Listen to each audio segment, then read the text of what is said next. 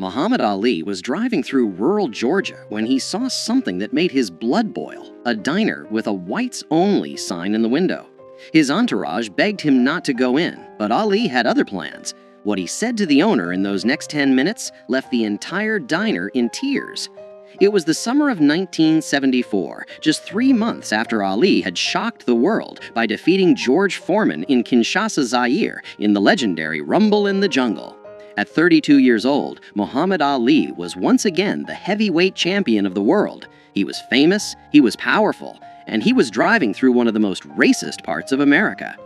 Ali and his small crew, including his longtime friend and photographer Howard Bingham, his trainer Angelo Dundee, and his assistant Bundini Brown, were traveling from Atlanta to a speaking engagement in a small Georgia town.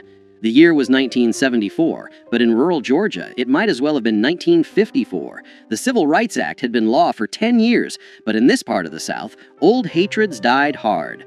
We'd been driving for about 2 hours, Howard Bingham later recalled. Ali was hungry, and we were looking for some place to eat. Then we saw this diner on the side of the road. It was a small, run-down place called Miller's Diner. The paint was peeling, the parking lot was dirt, and there in the window, plain as day, was a handmade sign that read, "Whites only, no colored served." Bundini Brown saw it first. "Champ, keep driving, that place ain't for us." But Ali had already stopped the car. He sat there for a moment, staring at that sign, his jaw clenched tight. "Ali, come on, man," Angelo Dundee said from the back seat. "We'll find somewhere else. This ain't worth it." Muhammad Ali didn't say a word. He just opened the car door and started walking toward the diner.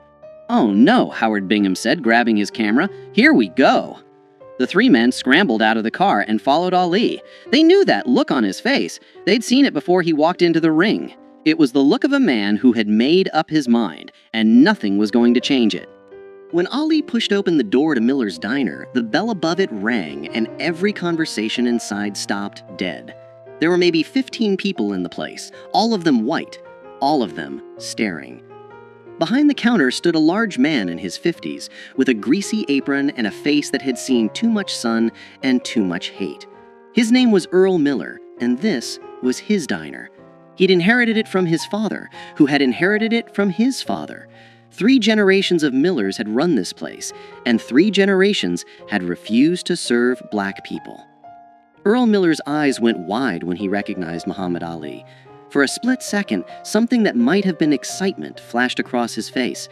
Then he remembered where he was and who he was, and his expression hardened into stone. "We don't serve your kind here," Miller said, his voice loud enough for everyone to hear. "Can't you read the sign?" The diner was silent. A few customers looked uncomfortable. Others looked eager, like they were hoping for a confrontation. One elderly couple quietly stood up and left. Muhammad Ali walked slowly to the counter, his eyes never leaving Earl Miller's face. When he spoke, his voice was calm, almost friendly. "I can read just fine," Ali said. "In fact, I've read a lot of things. I've read the Constitution of the United States. I've read the Civil Rights Act of 1964. And I've read the Quran, which teaches me that all men are brothers, regardless of the color of their skin." Miller's face reddened. "I don't care what you've read. This is my property, and I got a right to refuse service to anyone I want. Now get out before I call the sheriff." Ali didn't move. Instead, he did something that surprised everyone in that diner. He smiled. "You know who I am?" Ali asked. "Yeah, I know who you are. You're Cassius Clay, the boxer." "Muhammad Ali," Ali corrected gently. "And you're right, I am a boxer. In fact, I'm the heavyweight champion of the world. 3 months ago, I beat George Foreman, a man everyone said couldn't be beaten. I've fought the toughest men in the world, and I've won most of those fights." Miller crossed his arms. "What's your point?" "My point," Ali said, still smiling, "is that I could walk behind that counter right now, and there ain't nothing you could do to stop me. I could knock you out with one punch. I could tear down that sign in your window. I could make you regret every racist thing you've ever said or done." The tension in the diner was thick enough to cut. Miller's hand moved towards something under the counter, probably a baseball bat, or maybe worse. "But I'm not going to do that," Ali continued, his voice still calm. "You know why?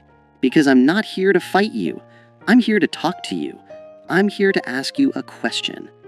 Miller's hand stopped moving. "What question?" "I want to know who taught you to hate." For the first time, Earl Miller looked uncomfortable. His eyes darted to the other customers, but none of them met his gaze. "My daddy," Miller said finally. "My daddy taught me that whites and coloreds don't mix. That's just how things are." "And who taught your daddy?" Ali asked. "His daddy, I guess." "And so on," Ali said, nodding.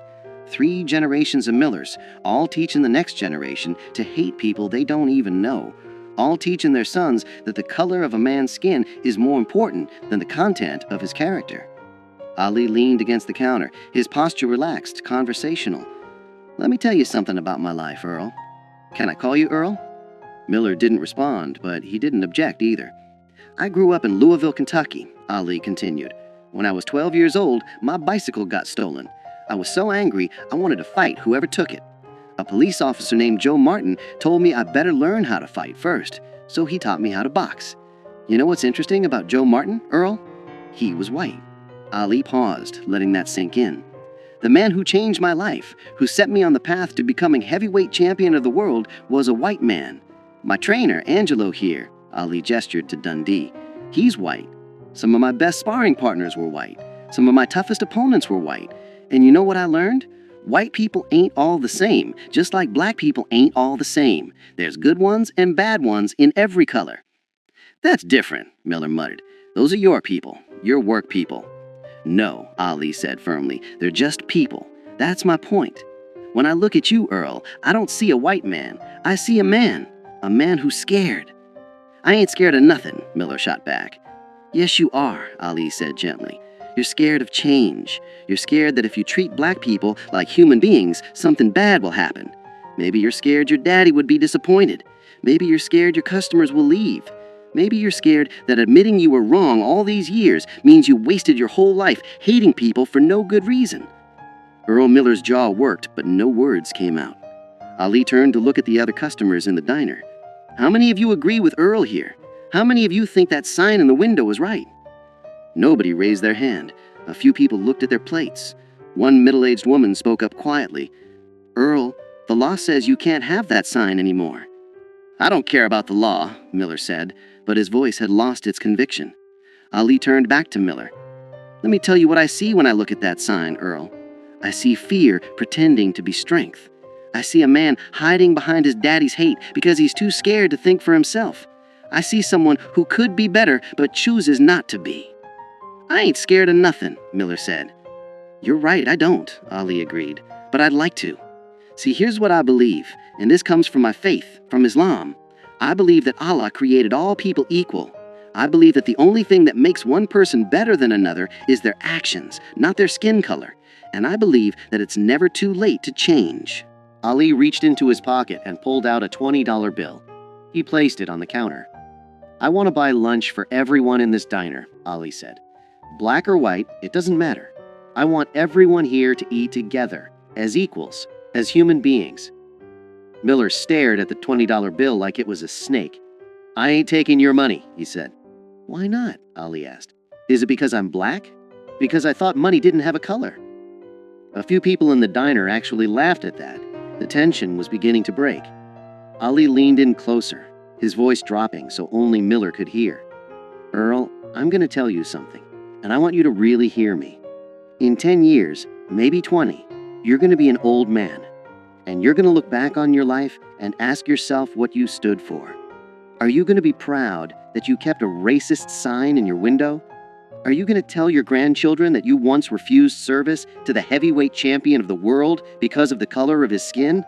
Or are you going to tell them about the day you changed, the day you chose to be better?" Earl Miller's hands were shaking. His eyes were red. "I don't know how," he said quietly. "How to what?" Ali asked. "I don't know how to change. This is all I've ever known." Ali smiled, and this time it was warm, genuine. "You start by taking down that sign." For a long moment, Earl Miller stood frozen. Then slowly, he walked from behind the counter. Every eye in the diner followed him as he went to the window, reached up, and tore down the whites-only sign. He crumpled it in his hands, walked to the trash can, and threw it away. When he turned back, there were tears running down his face. "I'm sorry," he said, and his voice broke. "I'm sorry for that sign. I'm sorry for turning people away. I'm sorry for being a hateful man." Muhammad Ali walked over and put his hand on Earl Miller's shoulder. "That's the bravest thing I've seen all week," Ali said, "and I just fought George Foreman." The diner erupted in applause. People were crying, laughing, shaking their heads in disbelief. Howard Bingham was snapping pictures as fast as his camera would allow. Ali looked at Miller and said, "Now how about that lunch? I'm starving." For the first time in probably 20 years, Earl Miller smiled a real smile. "Coming right up, champ." That afternoon, Muhammad Ali sat at the counter of Miller's diner and ate a cheeseburger and fries. Customers, both black and white, came in to meet him, shake his hand, and ask for autographs. Earl Miller served them all with equal respect and courtesy, his hateful sign nowhere to be seen. Before Ali left, Miller pulled him aside. "I just want you to know, you changed my life today. I don't expect you to believe me, but I mean it. I'm going to be better. I believe you, and I'll be checking on you." Muhammad Ali kept that promise. Over the next several years, he would stop by Miller's diner whenever he was in Georgia. Each time, he found the place more integrated, more welcoming. Earl Miller became a different man. He hired his first black employee in 1975. By 1978, half his staff was black. He became an active member of his local church's integration efforts.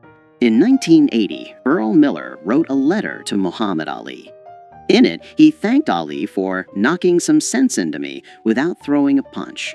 He told Ali that he'd told his children and grandchildren the story of that day dozens of times, and that it had become the most important day of his life.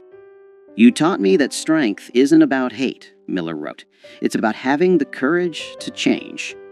When Earl Miller died in 1992, his family reached out to Muhammad Ali. They told him that Miller's final wish was for Ali to know that the cheeseburger he'd eaten that day in 1974 was still the proudest meal Miller had ever served. The story of what happened at Miller's diner spread throughout Georgia and beyond. Other establishment owners, seeing what Miller had done, began taking down their own racist signs. Some did it quietly, ashamed. Others did it publicly, proudly. Muhammad Ali never bragged about what happened that day. When reporters asked him about it, he would simply say, "I just had a conversation with a man. He did all the hard work." But those who were there knew the truth. Muhammad Ali had walked into a place of hate, armed with nothing but his words, his dignity, and his unshakable belief in the fundamental goodness of people. He had faced down racism not with his fists, but with his humanity. And he had won the kind of victory that matters more than any championship belt. Because anyone can knock a man down with violence, but it takes a true champion to lift a man up with words. Today, the building that once housed Miller's Diner still stands in rural Georgia. It's been converted into a community center. And on the wall, there's a plaque that reads, "On this site in 1974, Muhammad Ali taught us that the most powerful weapon against hate is not a fist, but an open heart." If this story moved you, share it with someone who needs to hear it. Because the fight against hate isn't won in a single moment. It's won in 1,000 small conversations, one changed mind at a time. And sometimes, all it takes is one person brave enough to walk through that door. Muhammad Ali showed us that you don't need to throw a punch to knock out hate. Sometimes all you need is the courage to speak the truth with love.